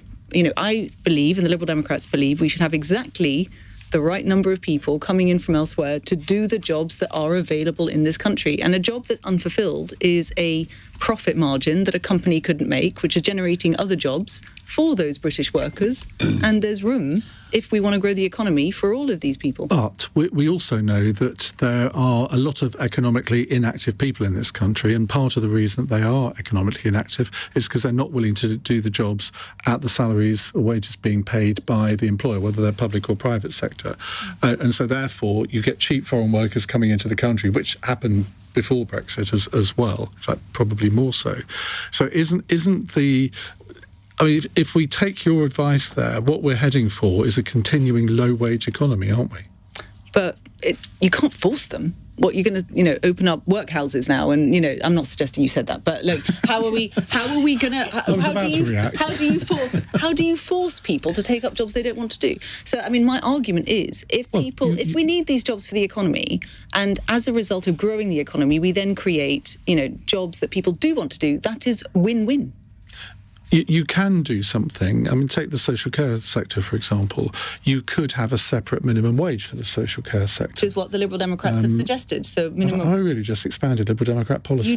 You do apologise, ladies and gentlemen. It was a great idea, and thank you for promoting it. Yeah. No, Hofman. I think that so much of this debate comes down to striking the right balance. I don't think the right approach is to bring in endless low-wage foreign workers, but equally, and admittedly, I'm biased as a foreign worker, there is a place for foreign workers who can, fill certain skill gaps in both the low... You're a foreign worker? Yeah. Are you? Yeah. You hide it very well. Sorry? You hide it very well. I'm not hiding it. I'm talking about it right now. In both... the higher and low skill, and I don't like the term low skill either, because I think I could never do what care workers are doing. I think what they do is absolutely the hardest work. I think it's amazing. But equally, there is this huge pool of economically inactive people, and I think that you're right, Ian. There is a lot more that can be done to, encourage them into the workforce, and wages are a huge issue. So for me, it's about striking the right balance. I think economically, it's not wise to just constantly bring people in on super low wages, but also there is a place, especially in the NHS, we see fantastic work from nurses, from doctors, from all over the world. But is the balance right at the moment? I think a lot of that will probably influence people at the general election and how they vote. Tim? I agree with Noah. I mean, controlled immigration is a good thing and a necessary thing.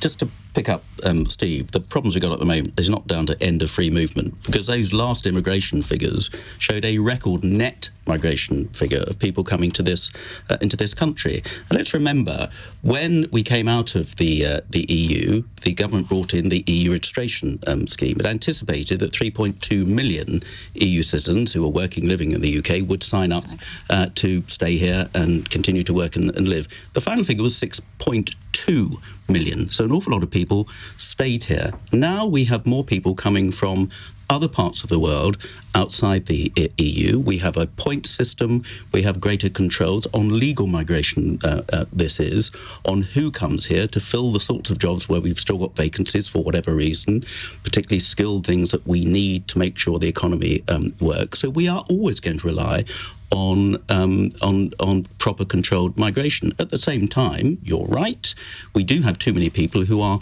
economically inactive, and we've made it perhaps too easy to be economically active. But there are three things affecting the pub, and yes, there are pubs that are closed. One of those is the cost of living at the moment. Secondly, is we changed work practices. COVID had a huge impact on changing in work patterns that would probably have taken 10, 20 years, were compressed down into the space of a few years. Now people can work from home, so you don't have lots of pubs servicing people coming out at lunchtime near offices. But there are skills shortages as well, and a lot of people who used to work in hospitality and I know it, in a coastal town in Worthing, we've got problems in our restaurants and pubs, whereas before people would work on relatively low wages doing antisocial hours. Now you can get the same sort of money working for Amazon as a delivery driver or whatever, working from 9 to 5. So for some people, it's a no-brainer. So we've got to be smarter in terms of paying people more, which would mean increasing some prices, but also having joint working. So those people who can work antisocial hours, perhaps students, younger people who are working shifts, can do the late nights, and people with families and family responsibilities can do more than 9 to 5. We've got to have much smarter working practices for shared working and other things like that, because the world has changed. On the students, just very quickly on the students, because I would like, if we're going to have a debate around, these figures, we have to appreciate that one of the ways we are propping up our university sector at the moment is we have a lot of places going to students who don't pay the fees that British students do. And that's how universities are making ends meet. So in the 700,000 people in that headline figure, a huge proportion of that are students who are coming in for undergraduate or master's degrees and then leaving. So I would like to see those figures reported on separately, because I think, on the one hand, I think we should be proud of our university sector. We want our universities to survive, and actually I welcome how diverse Oxford is. I love when I walk around and it's Oxford and Oxford Brookes, hearing all the different languages, and it's a great thing. But these are the same number. They are included in the same numbers as the figures that are coming in for health and social care and are coming in for the pubs. So let's separate those out. And if we're going to have a national debate on foreign workers, can we actually talk about foreign workers and not include in that students who, most of them, aren't working at all? Good point. Tim talks about managed migration, and it's a good phrase because it implies control, and control is one of the most potent words in British politics. And it is interesting that the numbers are higher. They're just not coming from the EU, they're coming from elsewhere. But evidently, it is mismanaged in the sense that we are still talking about these labour shortages. So, now it might be to do with the pandemic and changing working practices and all the rest of it. But all we can note post the end of free movement, and I completely understand the issues around free movement, the problems associated with it. But on the whole, I think the dynamic was that people from the EU came here to fill vacancies and earn money and work. It's more complicated when you say, well, they've all gone, we'll get loads of it, but because all we can see is the situation now where there are terrible shortages in public services and in that sort of leisure sector, so-called. So if it is being managed, it's without the effectiveness required. Right. Well, on that bombshell, we'll move on to a different question in a couple of minutes' time. It's 8:46. This is LBC. Hiya. Freezing, isn't it? Wish they'd open the gates. I think it's even colder in our flat. That's what the heating's for. We try not to use it. Can't afford to. We said the same, but then we found out we could get help. Really? Yeah. Check out the London Cost of Living Hub. It's got loads of useful stuff on it, like a benefits calculator. It's really helped us manage the bills. Cheers. I will. Londoners miss out on around £2 billion in benefits every year. Don't miss out on help. Search the Mayor of London Cost of Living Hub. I find that finding stuff is good. Finding that one earring down the back of the sofa.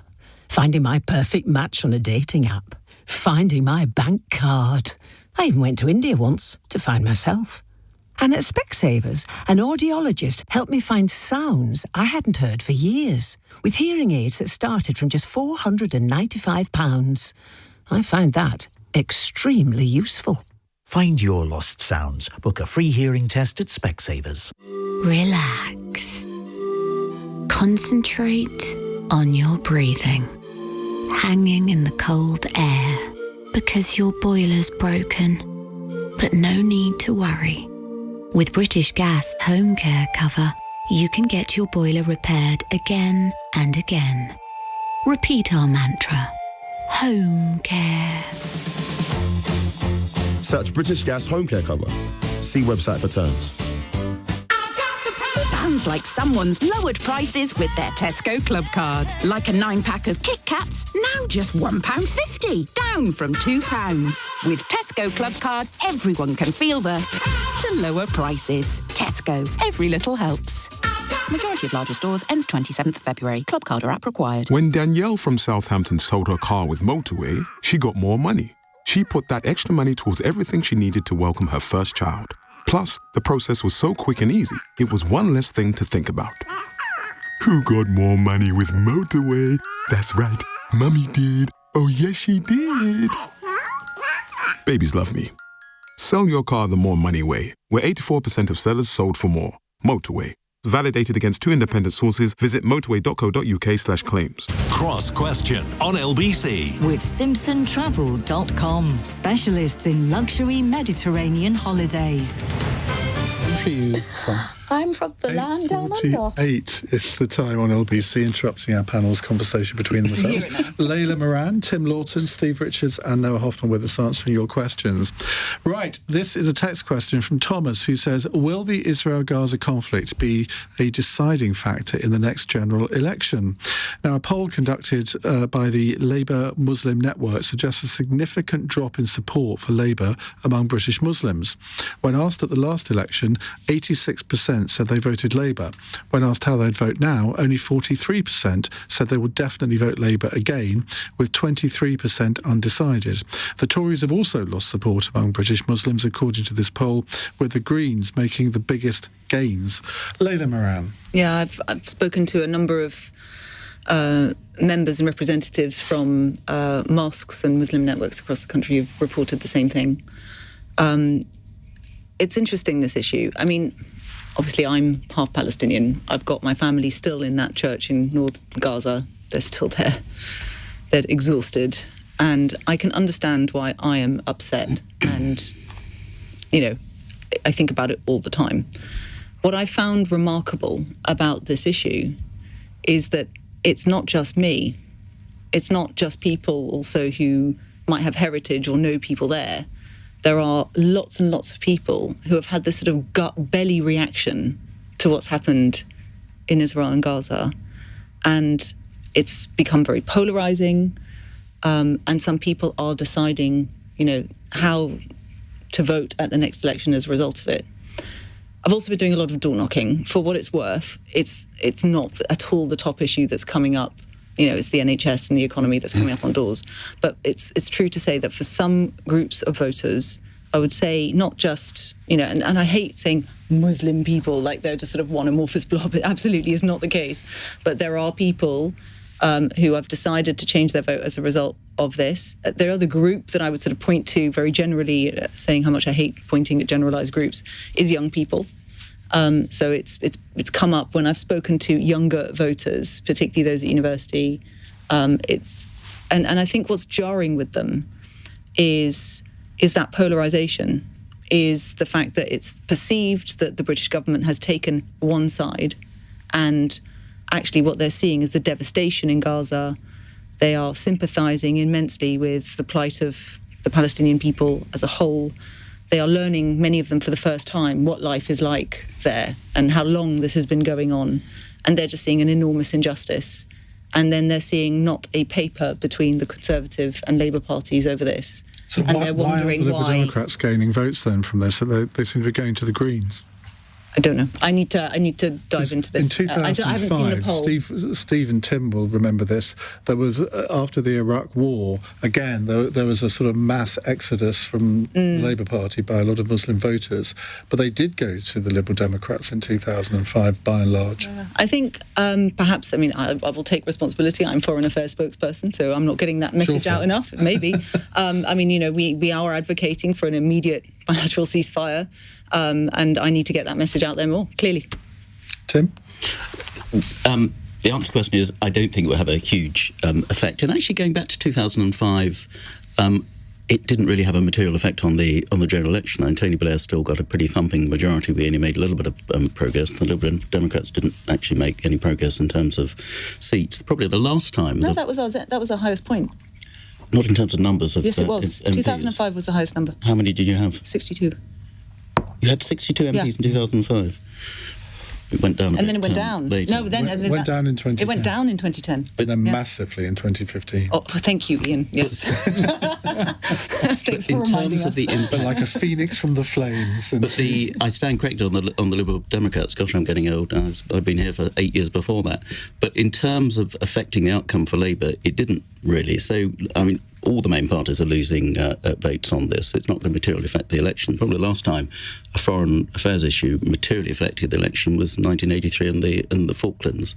Otherwise, it's not in the top 10 of what people are really concerned about. It's going to lead them to vote. It may lead a lot of people from what's not an amorphous Muslim community, as Layla says, absolutely right. There'll be different reasons, may not vote at all. Steve Richards. Yeah, to answer the question directly, the polls suggest it won't be decisive in the sense that the polls suggest, they might all be wrong, that Labour are heading for quite a big overall majority. However, I do think there are lessons for Keir Starmer in all of this.